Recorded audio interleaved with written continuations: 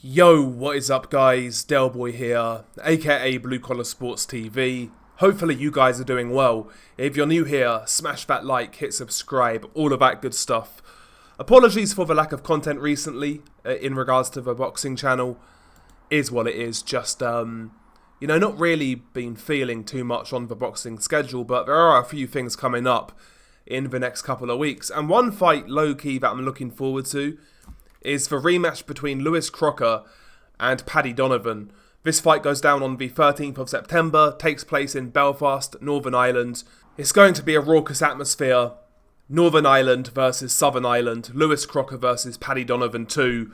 Rematch following their controversial first fight from earlier this year. That fight first time around was an IBF title eliminator at welterweight. Now this rematch is for the full title. Of course, first time around, Crocker won by disqualification, a fight in which he was losing badly until that point. People debate the decision from the referee. Paddy Donovan basically hit Crocker well after the bell and stopped him. A lot of people were very up in arms about that. Me personally, I actually felt it was justified, especially considering there was a lot of fouling from Paddy Donovan prior to that. And the punch was clearly after the bell, and it was the punch that finished Crocker. Whether you think Crocker made a meal of it, etc. or not, it was illegal. It was what it was. I felt it was justified. And that's why I was particularly harsh on Paddy Donovan after that fight, because it was a fight he was winning. It was a fight in which he looked levels above in regards to pretty much every aspect. Speed, power, skill set, agility, defense, everything about Paddy Donovan that night looked a level above Crocker. In fact, several levels above Crocker. But he was still, fouling a bit too much for my liking. And it culminated in, him getting disqualified after punching after the bell. And, I just felt it was so ill-disciplined from Paddy Donovan in that first fight. But nevertheless, he's got an opportunity to make it right. And the IBF title is going to be on the line. Welterweight title. Whether you think this fight should be for a welterweight title or not, that's another discussion. Boots Ennis, of course, vacated, so the title became vacant. These are the two highest contenders within that sanctioning body. I think it really goes to show how weak the welterweight division is. No offense to Crocker or Paddy Donovan. But I think it really does show where the welterweight division is at right now for these guys to be fighting for a title. But anyway, this time around, listen, I think Paddy Donovan showed in that first fight, like I said, he was levels above Crocker in pretty much every aspect, to tell you the truth. And I think he's going to build on that in this fight. Crocker in that first fight had his guard up to at the beginning, was trying to apply pressure behind a jab, but, Paddy Donovan was able to offset him, step around him, fire the straight left from a southpaw stance, lead uppercuts. He was countering Crocker's jab. He was beating Crocker to the punch. Crocker basically just couldn't have any sustained success. When he was throwing, when he did open up, Paddy Donovan would make him pay with his better speed and better counters, his better athleticism.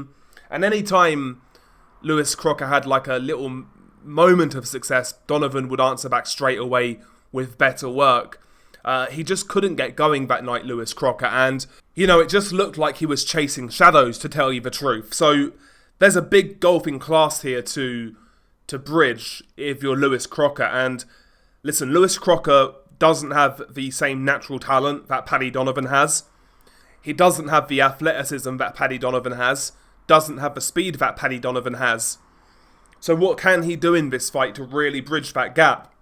How can he improve in the space of a few months to make this more competitive? I guess you've got to build on what Crocker does well. He hits relatively hard. He's a pressure guy.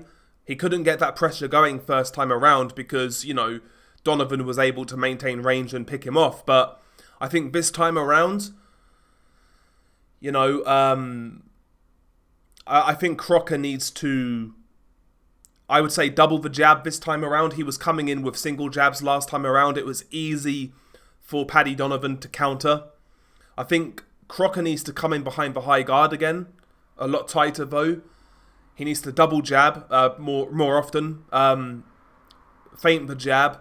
Apply pressure like he tried to do first time around, but he needs to be a lot more defensively tight. Also, I don't know why first time around it didn't seem like he was trying to work the body. I think it was because of the hand speed of Paddy Donovan, particularly that right hook out of a southpaw stance. I think the speed of Donovan in that first fight dissuaded Lewis Crocker from going to the body, but I think if he's to stand any chance in this fight, outside of like a one punch from the gods type of scenario, I think Crocker needs to work the body.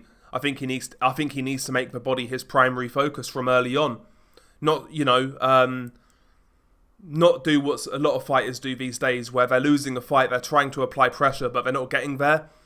They're not really having much success, but maybe in the last few rounds they then start to work the body. I hate that when I see that in fights with pressure guys. I see that a lot in certain fights, where the guy will start working the body in like the last 3-4 rounds when it's way too late. Crocker in this fight, I think, needs to find that body early. If he doesn't, I don't think he's got a snowball in hell's chance, quite frankly. But listen, man, Lewis Crocker's up against it. He needs to make it a rough, ugly fight. He needs to work the body. He needs to be aggressive, obviously. He needs to keep a tighter guard. Be a little less predictable coming in. Again, last time he was primarily throwing single hard jabs. I think this time around he needs to double jab more. Don't load up on every jab. Try and throw some quick jabs. Try and jab, feint jab.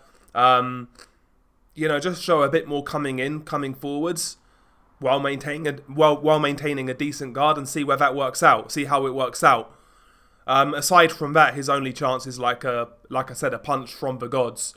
But very often or very rarely does that happen in boxing. Once you get past a certain level, so listen, he needs to be primarily focusing on the body as far as I'm concerned. Paddy Donovan, obviously the main thing for him going into this rematch is discipline. He feels he was robbed first time around. I don't agree. But first time around, what I did see from Paddy Donovan, I felt he was playing to the crowd too much. I felt he was fighting, despite him winning the fight and looking very good at stages, I felt he was still fighting quite emotionally at times. We saw that obviously with his reaction as well to the decision that he got DQ'd. I think there was a lot of emotion first time around from Paddy Donovan, and I think this time around, going into this second fight, he needs to forget about the first fight, take the lessons, but also take the lessons from the first fight and be more professional. Don't get in your feelings, don't play to the crowd. The atmosphere is going to be crazy. It's Southern Ireland versus Northern Ireland. The atmosphere is going to be crazy in Belfast. Paddy Donovan's the away fighter. He needs to keep his head straight. He needs to keep his head screwed on. He needs to keep his emotions in check. Do what he does well. Utilise that southpaw stance. Utilise the jab, the speed, the foot movement, the straight punches, the countering. Counter that slow jab of Lewis Crocker and just find the openings. Find the openings. Paddy's a much faster guy. He's much more precise, more cerebral. He showed in that first fight he can fight a bit going backwards. He can fight a bit going forwards. He can counter.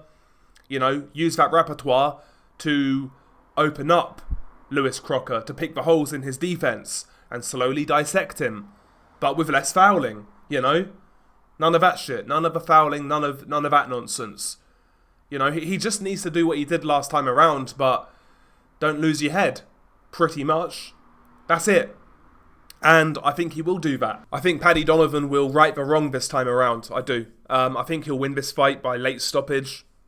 And I think Ireland, or Southern Ireland, are going to have a welterweight champion of the world. So but I'm looking forward to it. I think Paddy Donovan's a big favourite, but I'm looking forward to it because I think the atmosphere is going to elevate this fight, elevate this event. The Irish crowd, they're always pretty raucous, pretty loud. It's going to be a great, fun atmosphere. Well, it's going to be an interesting atmosphere, put it that way. But I'm looking forward to it. In regards to the undercard, I mean, there's not too much to report. Pat Brown is continuing his rise on the undercard. He's a cruiserweight prospect from the UK, Olympian. He's fighting.